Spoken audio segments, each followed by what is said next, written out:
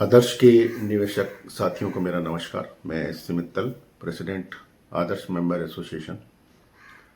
साथियों, काफ़ी समय हो गया है आदर्श से रिलेटेड जो भी केसेस कोर्ट में पेंडिंग है उनसे रिलेटेड अपडेट देने के लिए विशेष रूप से मैंने आज आप लोगों के सामने आने का निश्चय किया।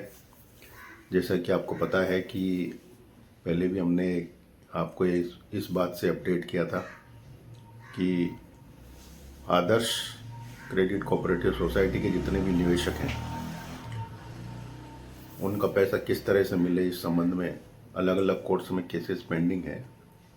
और एक केस जयपुर के सीबीआई कोर्ट में, कोर्ट नंबर 3 में पेंडिंग है, जिसमें मुख्य रूप से 2 केस आप कह सकते हैं। एक केस लिक्विडेटर ने लगाया हुआ है प्रॉपर्टी को वापस प्राप्त करने का, और एक केस ईडी ने लगा रखा है कि जितने भी आरोपी हैं जो ईडी ने बनाए हैं मनी लैंडरिंग एक्ट में, प्रिवेंशन ऑफ मनी लैंडरिंग एक्ट में,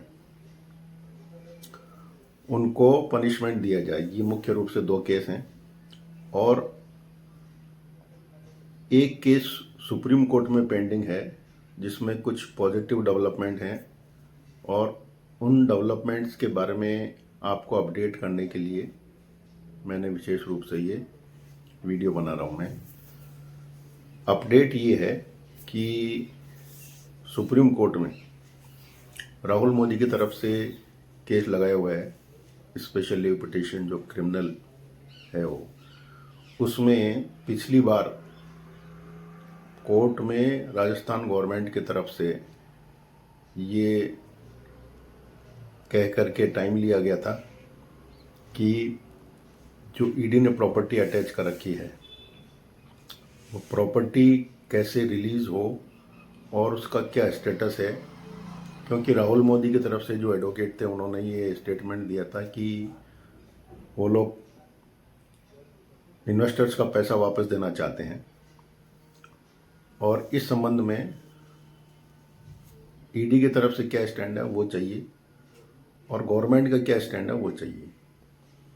तो गवर्नमेंट ने टाइम लिया था 4 वीक का। उसके बाद 4 फरवरी को एक केस लगा, और 4 फरवरी को एक अच्छा डेवलपमेंट ये हुआ है कि लिक्विडेटर इसमें अभी तक पार्टी नहीं था, तो लिक्विडेटर को पार्टी बनाया जाए ये एप्लीकेशन लगाई है। प्लस ईडी ने टाइम लिया है उसमें 4 वीक का इस बात के लिए कि प्रॉपर्टीज़ का क्या स्टेटस है, और ये केस अब 13 मार्च को रखा गया है।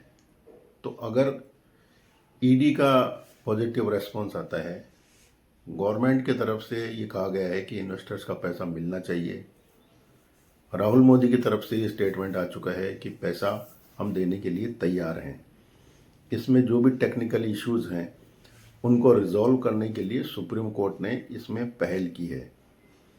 तो हमको अब थोड़ा सा इसमें पॉजिटिवली सोचना चाहिए, और मैं ये उम्मीद करता हूँ कि अगर सुप्रीम कोर्ट इंटरेस्ट लेकर के इस मैटर को सुलझाने में इच्छुक है तो ये मैटर सुलझने की दिशा में आगे बढ़ेगा। अगली डेट पे देखते हैं कि क्या होता है और क्या रेस्पॉन्स आता है। और एक अच्छी बात ये भी है कि बहुत लंबी लंबी तारीखें नहीं है, एक एक महीने की तारीख है। लिक्विडेटर, ईडी और गवर्नमेंट और राहुल मोदी जितने भी अफेक्टेड जो पार्टीज़ हैं जिनकी तरफ से इस मैटर को सुलझाने के लिए जिनकी उपस्थिति जरूरी है, वो सब इस केस में आ चुके हैं।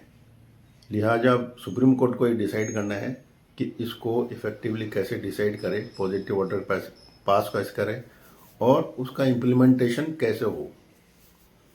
और जो जयपुर की कोर्ट में केस चल रहा है उसमें ईडी ने आर्गुमेंट किया था कि इनके ऊपर चार्जेस फ्रेम किया जाए जितने भी आरोपी हैं, उस पे कोर्ट का डिसीजन आना बाकी है। उसके बाद ही इसमें आगे की कार्रवाई चलेगी।